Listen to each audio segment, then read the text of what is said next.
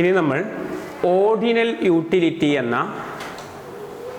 യൂട്ടിലിറ്റിയെ അളക്കുന്ന രണ്ടാമത്തെ സങ്കല്പത്തെക്കുറിച്ചാണ് പഠിക്കുന്നത്. യൂട്ടിലിറ്റി കാർഡിനൽ നമ്പറുകൾ വെച്ച് അളക്കാൻ പറ്റും എന്ന് പറയുന്ന കൺസെപ്റ്റാണ് നമ്മൾ നേരത്തെ പഠിച്ച കാർഡിനൽ യൂട്ടിലിറ്റി. എന്നാൽ ഓർഡിനൽ യൂട്ടിലിറ്റി എന്ന് പറയുന്നത് നമ്പറുകൾ വെച്ച് യൂട്ടിലിറ്റി അളക്കാനാവൂല. യൂട്ടിലിറ്റിയെ നമ്പറുകൾ വെച്ച് അളക്കാൻ പറ്റൂല, മറിച്ച് പ്രിഫറൻസ് വെച്ച്, മുൻഗണന വെച്ച് നമുക്ക് പറയാം. യൂട്ടിലിറ്റിയെ നമ്പർ, ശരിക്കും അത് ആണ് വസ്തുത. യൂട്ടിലിറ്റി നമുക്ക് നമ്പർ വെച്ച് പറയാൻ പറ്റുമോ?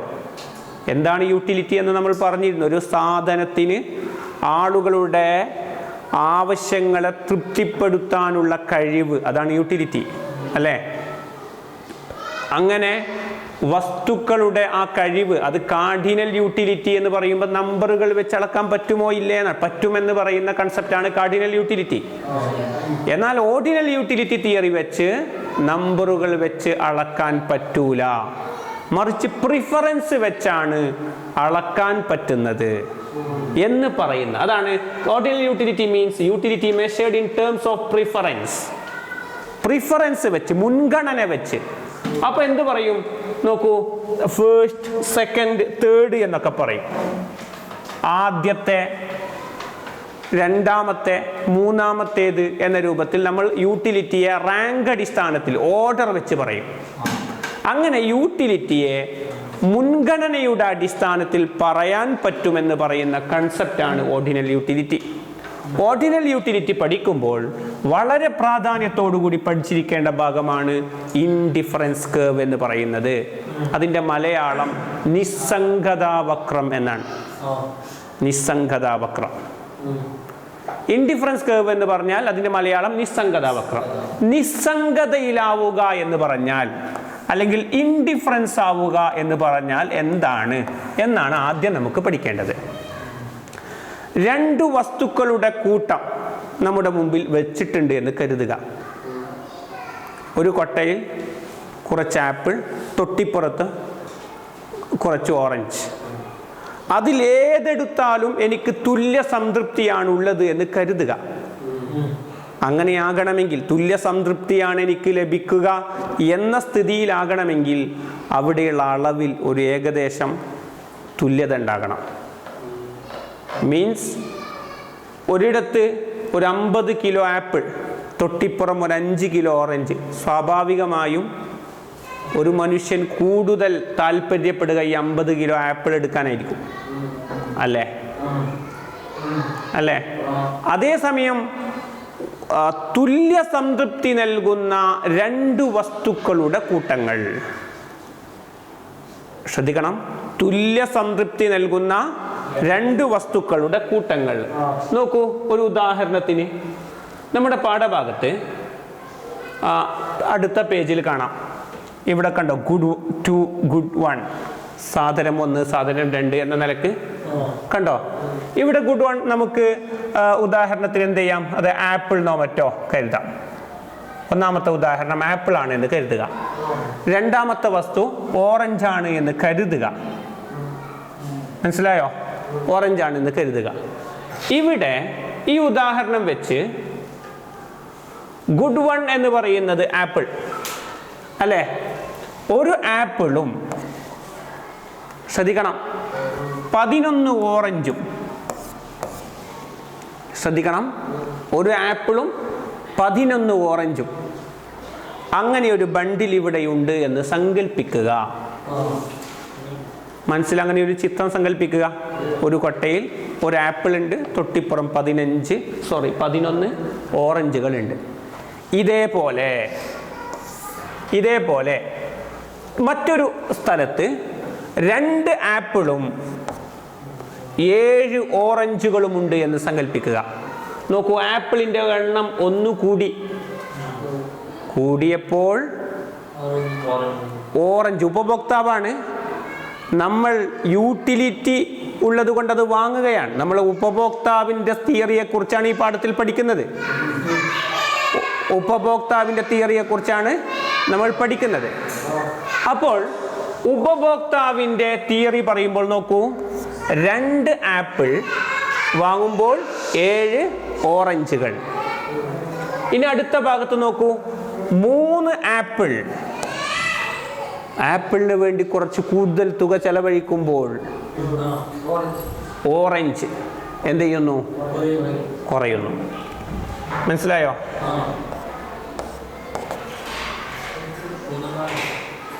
മനസ്സിലായോ?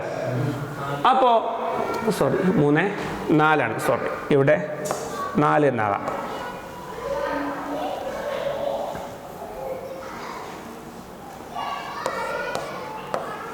ഇതൊക്കെ തുല്യ സംതൃപ്തി നൽകുന്ന വിവിധ ബണ്ടിലുകളാണ്.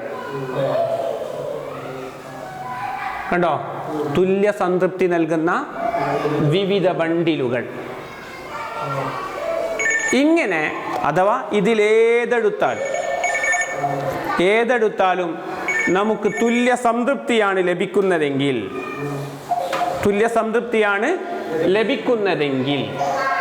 ആ ഉപഭോക്താവ് നിസ്സംഗതയിലാണ് എന്ന് പറയാം.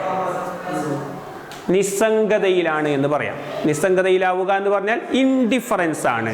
അഥവാ എനിക്ക് അതെടുത്താലും പ്രശ്നമില്ല, ഇതെടുത്താലും പ്രശ്നമില്ല എന്ന ഒരു സ്ഥിതിയിൽ ഉപഭോക്താവ് എത്തിച്ചേരുന്നു. ഇതിൻ്റെ മറ്റൊരർത്ഥമാണ് അതിൽ ഒരു സാധനങ്ങൾ കുറെ കൂടുതലില്ല എന്നർത്ഥം. മനസ്സിലാകുന്നുണ്ടോ? എന്താണ് നിസ്സംഗതയിലാവുക എന്ന് പറഞ്ഞാൽ എന്നാണ് ഞാൻ വിശദീകരിക്കാൻ ശ്രമിക്കുന്നത്. എന്താണ് നിസ്സംഗതയിലാവുക എന്ന് പറഞ്ഞാൽ ഏതെടുത്താലും എനിക്ക് താല്പര്യം സമമാണ് എന്നർത്ഥം. ആ ഒരു സ്ഥിതിയെ നിസ്സംഗതയിലാവുക എന്ന് പറയും. മനസ്സിലായോ? 2 വസ്തുക്കളിൽ ഏതെടുത്താലും നിസ്സംഗതയിലാകുന്ന സ്ഥിതി, അതാണ് നിസ്സംഗതയിലാവുക എന്ന് പറയുന്നത്. അപ്പോൾ ഇങ്ങനെ നിസ്സംഗതയിലാകുന്ന വിവിധ വസ്തുക്കളുടെ നിസ്സംഗത വക്രം എന്നാൽ എന്ത് എന്നാണ് ഇനി നമുക്ക് പഠിക്കേണ്ടത്. എന്താണ് നിസ്സംഗതയിലാവുക എന്ന് പഠിച്ചു. ക്ലിയർ അല്ലേ? എന്താണ്? 2 വസ്തുക്കളിൽ ഏത് ബണ്ടിലെടുത്താലും എനിക്ക് തുല്യ സംതൃപ്തി, എനിക്കൊന്നിനോട് പ്രത്യേക താല്പര്യമില്ല എന്നൊരു സ്ഥിതി. മനസ്സിലായോ? അതേസമയം അങ്ങനെ ഉള്ള വിവിധ ബണ്ടിലുകൾ നോക്കിയ നിർവചനം, ഒരു ഉപഭോക്താവിന് തുല്യ സംതൃപ്തി നൽകുന്ന 2 സാധനങ്ങളുടെ വിവിധ സംയോഗങ്ങൾ ചേർന്ന ബിന്ദുക്കൾ യോജിപ്പിച്ചുകൊണ്ട്. ആ പോയിന്റ് വളരെ ശ്രദ്ധിക്കണം. എന്താണ്? നോക്കിയേ, indifference curve is defined as the locus of points. എന്തിന്റെ ലോക്കസ് ഓഫ് പോയിന്റ്സ് ആണ്? Of combinations of 2 goods. 2 വസ്തുക്കളുടെ സംയോഗങ്ങളുടെ കൂട്ടങ്ങൾ. 2 വസ്തുക്കൾ, അത് തന്നെ good 1 and good 2, which gives the consumer the same level of satisfaction. ആർക്കാണ്? കൺസ്യൂമറിന്, ഉപഭോക്താവിന് തുല്യ സംതൃപ്തി നൽകുന്ന 2 വസ്തുക്കളുടെ വിവിധ സംയോഗങ്ങൾ. മനസ്സിലായോ? അപ്പോ നേരത്തെ നമ്മൾ കണ്ട ആ ഒരു ഇമേജ്, ഈ ഒരു ടേബിൾ, അതിനെ സൂചിപ്പിക്കുന്ന വിവിധ പോയിന്റുകൾ നമുക്കിവിടെ വരക്കാൻ ശ്രമിക്കാം. നോക്കൂ,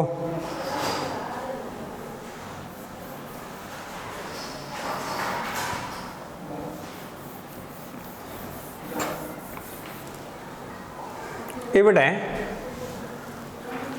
ഒരു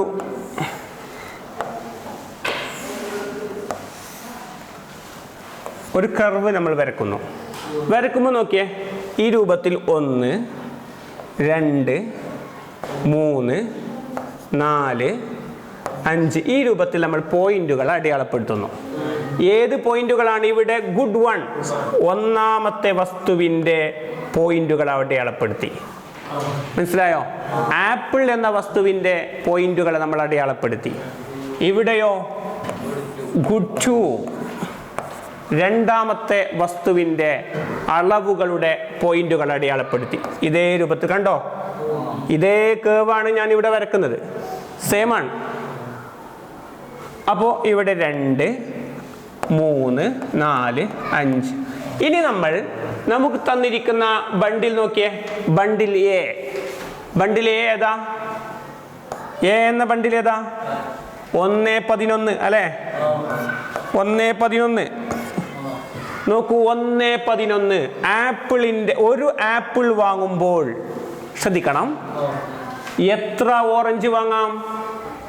11 ഓറഞ്ച് വാങ്ങാം. ഇവിടെ 11 എന്നുള്ളിടത്ത് നമ്മൾ എന്ത് ചെയ്യുന്നു? ഡോട്ടടെ 1നെയും 11നെയും നമ്മൾ ഇങ്ങനെ ബന്ധിപ്പിക്കുന്നു. കണ്ടോ? അത് ബന്ധിപ്പിക്കുന്ന പോയിന്റ് നമ്മൾ നോട്ട് ചെയ്യുന്നു. ക്ലിയർ ആണോ? 1, 11. ഇനി അടുത്ത ബണ്ടിൽ ബി നോക്കിയേ. ബണ്ടിൽ ബി ഏതാ? 2, 7. ബണ്ടിൽ ബി 2, 7. തുല്യ സംതൃപ്തി നൽകുന്ന മറ്റൊരു ബണ്ടിലാണ് 2, 7. ഇവിടെ 7 എന്ന പോയിന്റ് എവിടെയാണുള്ളത്? അവിടേക്ക് ഇതേരു. കണ്ടോ? ഇവിടെ കണ്ടോ? 7 എന്ന പോയിന്റ് എവിടെയാണോ നിൽക്കുന്നത് ഇങ്ങനെ വരും. കണ്ടോ?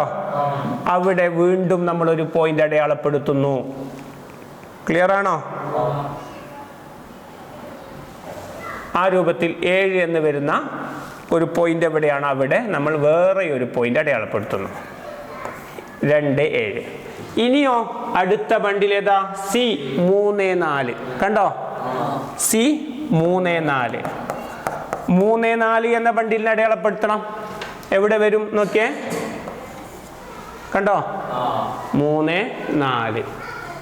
അപ്പോൾ 3, 4 ഈ രൂപത്തിൽ നമ്മൾ അടയാളപ്പെടുത്തും. എന്നിട്ട് അതാണ് വിവിധ ബണ്ടിലുകളുടെ പോയിന്റുകളെ അടയാളപ്പെടുത്തുന്ന, ആ പോയിന്റുകളെ ബന്ധിപ്പിക്കുന്ന രേഖ, അല്ലെങ്കിൽ പോയിന്റുകൾ, ആ ബിന്ദുക്കളെ യോജിപ്പിച്ച് വരക്കുന്ന രേഖയാണ് ഇൻഡിഫറൻസ് കർവ് എന്ന് പറയുന്നത്. നോക്കിയേ, പോയിന്റുകൾ ഏതാ? ഇതൊക്കെ പോയിന്റുകളാണ്. വിവിധ സംയോഗങ്ങളെ സൂചിപ്പിക്കുന്ന ബിന്ദുക്കൾ, പോയിന്റുകൾ. ആ പോയിന്റുകൾ ഏതാ? ഈ വരച്ചിരിക്കുന്ന പോയിന്റുകൾ. ആ പോയിന്റുകളെ ഒരുമിച്ച് കൂട്ടിക്കൊണ്ട് വരക്കുന്ന രേഖ. മനസ്സിലായോ? നിസ്സംഗതയെ സൂചിപ്പിക്കുന്ന വിവിധ പോയിന്റുകൾ. ആ പോയിന്റുകളെ യോജിപ്പിച്ചുകൊണ്ട് വരക്കുന്ന രേഖ. എന്താണ് നിസ്സംഗത എന്നാണ് നമ്മൾ ആദ്യം പറഞ്ഞത്. നിസ്സംഗതയിലാവുക എന്ന് പറഞ്ഞാൽ രണ്ട് വസ്തുക്കളിൽ ഏതെടുത്താലും തുല്യ സംതൃപ്തിയിലെത്തുന്ന ഒരു സ്ഥിതിയിലാവുക എന്ന അവസ്ഥയാണ്. അതെടുത്താലും എനിക്ക് പ്രശ്നമല്ല, ഇതെടുത്താലും പ്രശ്നമല്ല. അങ്ങനെയുള്ള വിവിധ ബണ്ടിലുകൾ, ആ വിവിധ ബണ്ടിലുകളെ സൂചിപ്പിക്കുന്ന വിവിധ പോയിന്റുകൾ. ഓക്കെ, വിവിധ പോയിന്റുകൾ.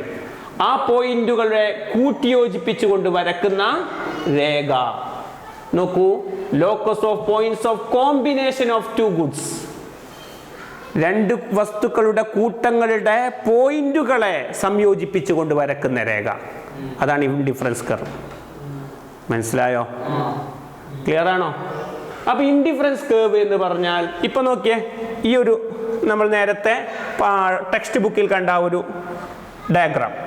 അവിടെ നോക്കൂ, രണ്ട് വസ്തുക്കൾ, അതേ രൂപത്തിൽ ഇതൊക്കെ വിവിധ പോയിന്റുകളാണ്. മനസ്സിലായോ? ഇവിടെ കാണുന്നതൊക്കെ വിവിധ പോയിന്റ്. ഈ പോയിന്റുകൾ എങ്ങനെ കിട്ടുന്നു? ആ എണ്ണം വെച്ച് ഇങ്ങനെ അടയാളപ്പെടുത്തലാണ്. മനസ്സിലായോ?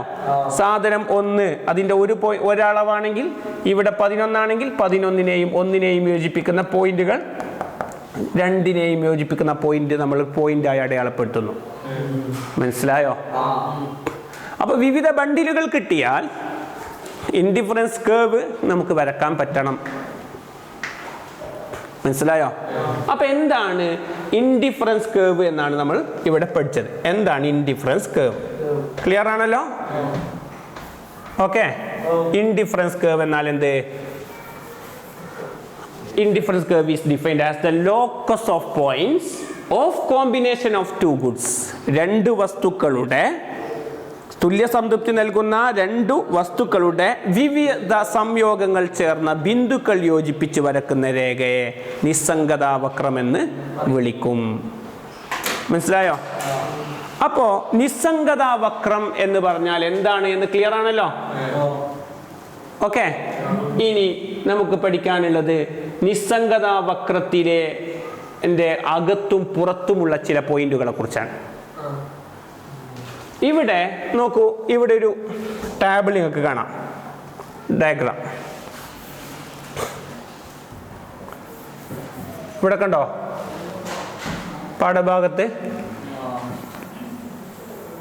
ഒരു ഡയഗ്രാം.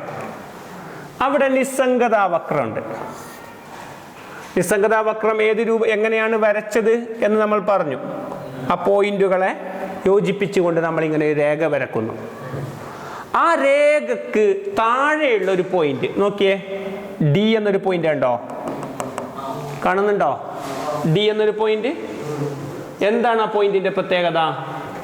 നമ്മുടെ ഉപഭോക്താവ് നിസ്സംഗതയിലെത്തുന്ന പോയിന്റുകളാണ് ഈ ഒരു IC എന്ന ഈ ഒരു കർവിൽ കാണുന്നത്. ശ്രദ്ധിക്കണം, ഈ IC എന്ന കർവിൽ കാണുന്ന ഓരോ പോയിന്റുകളും ഉപഭോക്താവ് നിസ്സംഗതയിലെത്തുന്ന പോയിന്റാണ്. അതെടുത്താലും പ്രശ്നമല്ല, ഇതെടുത്താലും പ്രശ്നമില്ല എന്ന സ്ഥിതിക്ക് ഉപഭോക്താവ് തുല്യ അളവിൽ സംതൃപ്തിയിലാകുന്ന പോയിന്റുകളെ കൂട്ടിച്ചേർത്തിട്ടാണ് IC വരച്ചത്, അല്ലേ? ആണല്ലോ.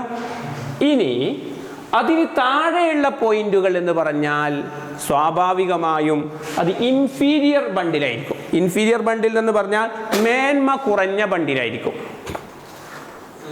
മേന്മ കുറഞ്ഞ ബണ്ടിലായിരിക്കും. മേന്മ കുറഞ്ഞ ബണ്ടിൽ എന്ന് പറഞ്ഞാൽ എന്താ? അതിന്റെ ക്വാളിറ്റി കുറവാണ്. എന്തുകൊണ്ട് ക്വാളിറ്റി കുറവ് എന്ന് പറഞ്ഞു? നോക്കിയേ, ശ്രദ്ധിക്കണം. ഈ ഡി എന്ന പോയിന്റ് ശ്രദ്ധിക്കണം. ശ്രദ്ധിച്ചാല് ഈ ഡി എന്ന പോയിന്റ് ഇവിടെയാണ് എന്ന് കരുതുക. ഇവിടെയാണ് എന്ന് പറഞ്ഞാൽ ഈ സാധനത്തിന്റെ അളവ് നോക്കൂ, ഏകദേശം ഒരു 3 ഇവിടെ 2 മറ്റോ ആയിരിക്കും. അഥവാ ഈ പോയിന്റിനെ എങ്ങനെ അടയാളപ്പെടുത്താം? ഈ രൂപത്തിൽ 2 ഭാഗത്ത് നിന്നും നമ്മൾ അതിനെ കൂട്ടി വരക്കുന്നു. അപ്പോൾ ഇവിടെ കിട്ടുന്ന നമ്പർ 2 ആണെങ്കിൽ ഇവിടെ 3. അപ്പൊ ഡി എന്ന പോയിന്റിനെ നമുക്ക് 2, 3 എന്ന് പറഞ്ഞൂടെ? ശരിക്കും ഈ 2, 3 എന്നത് നിസ്സംഗതയിലെത്തിയതിനേക്കാൾ ക്വാളിറ്റി കുറഞ്ഞൊരു ബണ്ടിലല്ലേ? ആയിരിക്കൂലേ? അഥവാ 2 ആപ്പിളും 3 ഓറഞ്ചും. അതേസമയം നേരത്തെ പറഞ്ഞിടത്തൊക്കെ ഒന്നിരിക്കൽ 3 ആപ്പിൾ 11 ഓറഞ്ച് അങ്ങനെയൊക്കെ ഉണ്ടായിരുന്നില്ലേ? അല്ലേ? 1 ആപ്പിൾ 11 ഓറഞ്ച്, അല്ലെങ്കിൽ 2 ആപ്പിൾ 7 ഓറഞ്ച്. ആപ്പിൾ ഒന്ന് കൂടിയപ്പോ ഓറഞ്ച് കുറഞ്ഞു, അല്ലേ? പക്ഷേ അതിനപേക്ഷിച്ച് ഡി എന്ന പോയിന്റോ ആകെ 2 ആപ്പിളും 3 ഓറഞ്ചേ ഉള്ളൂ. അതിൽ നിസ്സംഗതയിലെത്താൻ സാധ്യതയുണ്ടോ? അതിനോട് താല്പര്യം കുറവായിരിക്കും ഒരു ഉപഭോക്താവിന്. അത് വാങ്ങിയാൽ നഷ്ടം എന്നൊരു ചിന്തയായിരിക്കും ഒരു ഉപഭോക്താവിന് ഉണ്ടാവുക. ക്ലിയർ ആണോ? അപ്പോൾ IC എന്ന് പറയുന്ന ഇൻഡിഫറൻസ് കർവ് എന്ന് പറയുന്നത് എന്താണ്? ഒരു ഉപഭോക്താവിന് തുല്യ സംതൃപ്തി നൽകുന്ന വിവിധ ബണ്ടിലുകളെ സൂചിപ്പിക്കുന്ന പോയിന്റുകളെ സംയോജിപ്പിച്ച് വരക്കുന്ന രേഖയെ ഇൻഡിഫറൻസ് കർവ് എന്ന് പറയുന്നു. ഓക്കെ. ആ കർവിന് താഴെയുള്ള ഏതൊരു പോയിന്റുകളും, ഒരു പോയിന്റ് ഇവിടെ വെറുതെ ഞാൻ വരക്കുന്നു, ആ പോയിന്റ് ശരിക്കും ഏതോ ഒരു 2 വസ്തുക്കളുടെ അളവിനെ സൂചിപ്പിക്കും. എങ്ങനെ സൂചിപ്പിക്കും? നോക്കൂ, ഇങ്ങനെ വരുമ്പോൾ ഒരു ബണ്ടിൽ കിട്ടും. ആ ബണ്ടിൽ സ്വാഭാവികമായും ഇൻഡിഫറൻസ് കർവിനേക്കാൾ ഇൻഫീരിയർ ബണ്ടിലായിരിക്കും. ഉറപ്പല്ലേ? അതാണ് പറഞ്ഞത്, ഇൻഡിഫറൻസ് കർവിന് താഴെയുള്ള ഏതൊരു പോയിന്റും ഇൻഫീരിയർ ബണ്ടിലായിരിക്കും. മനസ്സിലായോ?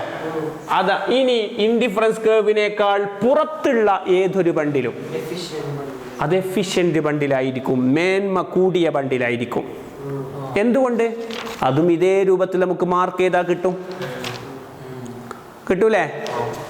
ഇതേ രൂപത്തിൽ നമ്മൾ മാർക്ക് ചെയ്യുന്നു എന്ന് കരുതുക. അപ്പൊ നോക്കൂ, ഇവിടെ ഒരു പോയിന്റ് ഉണ്ട് എന്ന് കരുതുക. സ്വാഭാവികമായും ഇതിൻ്റെ അളവ് കൂടുതലല്ലേ? ആപ്പിളും കൂടുന്നു, ഓറഞ്ചും കൂടുന്നു അല്ലേ? നേരത്തെ കിട്ടിയതിനേക്കാൾ മേന്മ കൂടിയ ബണ്ടിലായിരിക്കും. ഏതെങ്കിലും ഒരു വസ്തു അധികം കാണുന്നു, അപ്പം മേന്മ കൂടിയ ബണ്ടിലായിരിക്കും ഇവിടെ ഉണ്ടാവുക. അതുകൊണ്ട് അതിനെ എഫിഷ്യന്റ് ബണ്ടിൽ എന്ന് വിളിക്കാം. മനസ്സിലായോ? അപ്പോ indifference curve points on or above and below the indifference curve എന്ന 3 പോയിന്റുകളെ കുറിച്ചാണ് ഇവിടെ പറഞ്ഞത്. ഇൻഡിഫറൻസ് കേർവിലുള്ള, കേർവിന് പുറത്തുള്ള, കേർവിന് അകത്തുള്ള ഈ 3 പോയിന്റുകളുടെ പ്രത്യേകത എന്താണ് എന്നാണ് നമ്മൾ പഠിച്ചത്. ക്ലിയർ ആണോ? താഴെയാണെങ്കിൽ ആ പോയിന്റ് ഇൻഫീരിയർ ബണ്ടിൽ, പുറത്താണെങ്കിൽ എഫിഷ്യന്റ് ബണ്ടിൽ, മേന്മ കുറഞ്ഞ ബണ്ടിൽ, അതിൽ തന്നെയാണെങ്കിൽ നിസ്സംഗതയിലായ ബണ്ടിൽ അല്ലെ, കാര്യക്ഷമമായ ബണ്ടിലുകളായിരിക്കും അതിൽ തന്നെ ഉണ്ടാവുക. ഓക്കെ, അപ്പോൾ ഓർഡിനൽ യൂട്ടിലിറ്റി തിയറി എന്താണ് എന്ന് പറഞ്ഞു. ഒരു ഉപഭോക്താവ് നിസ്സംഗതയിലാവുന്നത് എപ്പോൾ എന്ന് പറഞ്ഞു. അതോടൊപ്പം നിസ്സംഗതയിലാകുന്നു എന്ന് സൂചിപ്പിക്കുന്ന പോയിന്റുകളുടെ മേൽ വരക്കുന്ന രേഖയെ, കേർവിനെ ഇൻഡിഫറൻസ് കേർവ് എന്ന് വിളിക്കും. ആ കേർവിന് അകത്തുള്ള പോയിന്റ്, പുറത്തുള്ള പോയിന്റ്, കേർവിലുള്ള പോയിന്റുകൾ, ഈ 3 പോയിന്റുകളുടെ പ്രത്യേകതകളും നമ്മൾ പഠിച്ചു. ക്ലിയർ ആണോ? എങ്കിൽ നമുക്കിനി പഠിക്കാനുള്ള വളരെ പ്രധാനപ്പെട്ട point marginal rate of substitution എന്ന പദമാണ്, MRS. അത് പഠിച്ചു കഴിഞ്ഞാൽ നമുക്ക് പഠിക്കാനുള്ളത് law of diminishing marginal rate of substitution എന്നതാണ്. നമ്മൾ നേരത്തെ സമാനമായൊരു പോയിന്റ് പഠിച്ചിരുന്നു. എന്താ? Marginal diminishing marginal utility, law of diminishing marginal utility പഠിച്ചിരുന്നു. അതുപോലെ അത് കാർഡിനൽ യൂട്ടിലിറ്റിയിൽ പഠിച്ച തിയറിയാണ്. ശ്രദ്ധിക്കണം, ഏതാണ്? DMU അല്ലെ, law of diminishing marginal utility. അത് കാർഡിനൽ യൂട്ടിലിറ്റിയിൽ പഠിച്ചതാണ്. എന്നാൽ ഓർഡിനൽ യൂട്ടിലിറ്റിയിൽ നമ്മൾ പഠിക്കുന്ന നിയമം അതെന്താണ്? ലോ ഓഫ് ഡിമിനിഷിംഗ്, LDMRS എന്ന് വിളിക്കും. LDMRS എന്താ? Law of diminishing marginal rate of substitution. ഈ നിയമം അറിയണമെങ്കിൽ എന്താണ് MRS എന്ന് പഠിക്കണം. MRS ഡിമിനിഷ് ചെയ്യുന്നു എന്ന് പ്രൂവ് ചെയ്യണം. ശ്രദ്ധിക്കണം, എന്താണ് MRS എന്ന് പഠിക്കണം, MRS ഡിമിനിഷ് ചെയ്യുന്നുണ്ട് എന്ന് പഠിക്കണം. എന്നിട്ട് ആ ഡിമിനിഷ് ചെയ്യുന്നുണ്ട് എന്ന് തെളിയിക്കുന്ന law of diminishing marginal rate of substitution എന്ന് വിളിക്കാം. ഏതുപോലെ നമ്മൾ ആദ്യം എന്താണ് മാർജിനൽ യൂട്ടിലിറ്റി എന്ന് പഠിച്ചു. മാർജിനൽ യൂട്ടിലിറ്റി കുറഞ്ഞു കുറഞ്ഞു വരുന്നു എന്ന് പഠിച്ചു. അതിനുശേഷം പഠിച്ചു ആ കുറഞ്ഞു വരുന്ന അവസ്ഥ, അതാണ് ആ നിയമം, അതാണ് law of diminishing marginal utility എന്ന് പറഞ്ഞു. ഓക്കെ ആണല്ലോ? അപ്പൊ എന്താണ് LDMRS എന്ന് നമുക്ക്, എന്താണ് MRS എന്ന് നമുക്ക് വിശദീകരിക്കാം. ഓക്കെ ഓക്കെ, അതാണ് നമുക്ക് ആദ്യം പഠിക്കാനുള്ളത്. എന്താണ് MRS എന്ന് പറഞ്ഞാൽ? MRS എന്നതിന്റെ ഫുൾ ഫോം എന്താ? Marginal rate of substitution. ശ്രദ്ധിക്കുക, മാർജിനൽ റേറ്റ് ഓഫ് സബ്സ്റ്റിറ്റ്യൂഷൻ എന്ന് പറഞ്ഞാൽ the slope of indifference curve is equal to the rate of substitution when the amount of good 1 increases by 1 unit, the amount of good 2 decreases by same unit. ഈ ഒരു പട്ടിക നോക്കിയാൽ നിങ്ങൾക്ക് കൃത്യമായി മനസ്സിലാകും. ഒരു വസ്തുവിൻ്റെ നോക്കൂ, ഗുഡ് 1ന്റെ ഒരളവ് കൂടുമ്പോൾ മറ്റേ വസ്തുവിൽ നിന്ന് അളവ് കുറയുന്നു അല്ലേ? നോക്കൂ, ആപ്പിൾ ഒരു അളവ് ഞാൻ കൂട്ടി 2 ആപ്പിൾ വാങ്ങാൻ കരുതി. അപ്പോൾ ഓറഞ്ച് വാങ്ങേണ്ടതിൻ്റെ അളവ് കുറഞ്ഞു. കാരണം എന്താണെന്ന് അറിയാം. ഇനി ഞാൻ ആപ്പിൾ ഒന്നുകൂടി കൂട്ടാൻ തീരുമാനിച്ചു. അപ്പോൾ വീണ്ടും ഓറഞ്ചിൻ്റെ അളവ് കുറയുന്നു. മനസ്സിലായോ? ഓറഞ്ചിൻ്റെ അളവ് കുറയുന്നു. ക്ലിയർ ആണല്ലോ? അങ്ങനെ അതാണ് പറഞ്ഞത്, ഒരു വസ്തുവിൻ്റെ അളവ് നോക്കൂ, when the amount of good one increases, ഒന്നാമത്തെ വസ്തുവിൻ്റെ എമൗണ്ട് കൂടുമ്പോൾ എന്ത് ചെയ്യുന്നു? The amount of good two decreases, രണ്ടാമത്തെ വസ്തുവിൻ്റെ അളവ് കുറയുന്നുണ്ടല്ലോ. The rate of substitution or margin rate of substitution is the absolute value. അപ്പോൾ ഇങ്ങനെ കുറയുന്ന ഈ ഒരു സ്ഥിതി ശ്രദ്ധിക്കണം. എന്താണ്? ഒരു നിസ്സംഗതാ വക്രത്തിൽ സാധനം 1ന്റെ അളവ് 1 യൂണിറ്റ് കൂടുമ്പോൾ സാധനം 2ന്റെ അളവ് ഒരേ നിരക്കിൽ കുറയുന്നതായി കാണാം. ഇങ്ങനെ ത്യജിക്കുന്ന സാധനത്തിൻ്റെ അഥവാ നഷ്ടപ്പെടുത്തുന്ന സാധനത്തിൻ്റെ അളവും നേടുന്ന സാധനത്തിൻ്റെ അളവും തമ്മിലുള്ള അനുപാതം മനസ്സിലായോ? അഥവാ നമ്മൾ ത്യജിക്കുന്ന, അതാണ് ഇവിടെ നേടുന്ന സാധനം ഒന്നുകൂടി. കണ്ടോ? നേരത്തെ നമ്മൾ കൊടുത്ത ചാർട്ടിൽ ആദ്യത്തെ ബണ്ടിൽ എയിൽ നിന്ന് ബിയിലേക്ക് എത്തുമ്പോൾ ഒന്നുകൂടി അല്ലേ? അപ്പൊ അപ്പുറം എത്ര ത്യജിച്ചു, എത്ര നഷ്ടപ്പെടുത്തി? 4 നഷ്ടപ്പെടുത്തി. ഇവയുടെ അനുപാതം ഇതാണ് MRS. നേടുന്നതിൻ്റെയും ത്യജിക്കുന്നതിൻ്റെയും മൂല്യങ്ങളുടെ അനുപാതം, ദാറ്റ് ഈസ് MRS. നോക്കൂ, ബണ്ടിൽ സിയിലെത്തുമ്പോൾ എത്ര നേടി? എക്സ്ട്രാ എത്ര കൂടി? 1. അതിൻ്റെ പേരിൽ എത്ര നഷ്ടപ്പെടുത്തി? 3. നോക്കൂ, ആ ഭാഗത്ത് കാണാം 1, 3. തൊട്ട് താഴെ 3ൽ നിന്ന് ഗുഡ് വൺ 4ലേക്ക് എത്തിയപ്പോൾ എത്ര കൂടി? 1 കൂടി, 1 യൂണിറ്റ് കൂടി. അപ്പോൾ ഇപ്പുറം 2 കുറഞ്ഞു. കണ്ടോ? 2. അപ്പോൾ നേടുന്നതിൻ്റെയും നഷ്ടപ്പെടുത്തുന്നതിൻ്റെയും മൂല്യങ്ങളുടെ അനുപാതത്തെ സൂചിപ്പിക്കുന്നു MRS. Marginal rate of substitution എന്ന് പറഞ്ഞാൽ ബദൽ വെക്കുക, പകരം വെക്കുക. അതിൻ്റെ റേറ്റ് എത്രത്തോളം പകരം വെക്കും, ഇവിടെ എത്ര നഷ്ടപ്പെടുന്നു അതിനനുസരിച്ച് എത്ര അവിടെ പകരം വെക്കുന്നു, ഇതിനെ സൂചിപ്പിക്കുന്ന, അതിൻ്റെ മാർജിനൽ തലം സൂചിപ്പിക്കുന്നു. 1 യൂണിറ്റിനെ മാത്രം സൂചിപ്പിക്കുമ്പോഴാണ് MRS ആകുന്നത്. മനസ്സിലായോ? നേരത്തെ നമ്മൾ മാർജിനൽ യൂട്ടിലിറ്റി കണ്ടതുപോലെ. പക്ഷേ ഇവിടെ ശ്രദ്ധിക്കേണ്ട വളരെ പ്രധാനപ്പെട്ട ഒരു പോയിന്റ് ഉണ്ട്. എന്താണ്?